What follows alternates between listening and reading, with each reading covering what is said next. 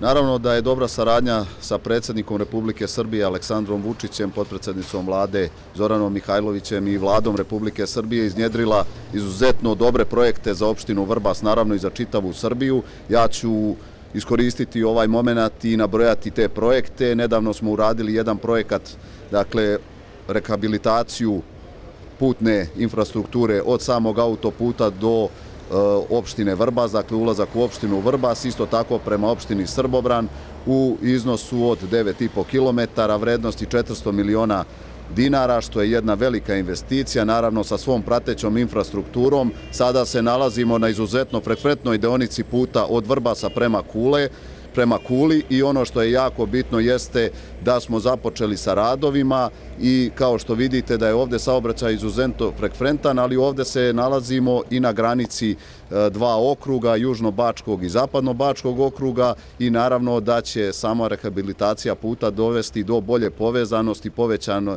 bezbednosti u saobraćaju svih učesnika i naravno bezbedniji tranzit. Osim ovih projekata koji se sada rešavaju, opština Vrbas je zajedno sa nadležnim ministarstvom za infrastrukturu u projektu vodosnabdevanja.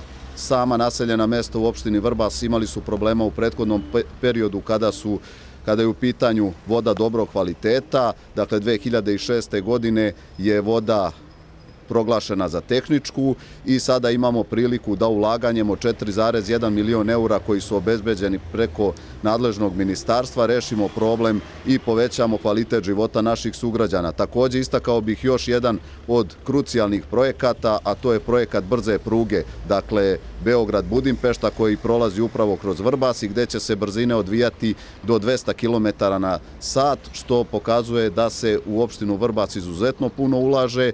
To je svakako jedna atraktivna lokacija, ima izuzetno komparativne prednosti, a samim ulaganjem u ovu infrastrukturu moći ćemo našim sugrađanima da obezbedimo naravno bolji kvalitet života i da budemo atraktivniji kada su u pitanju potencijalni investitori.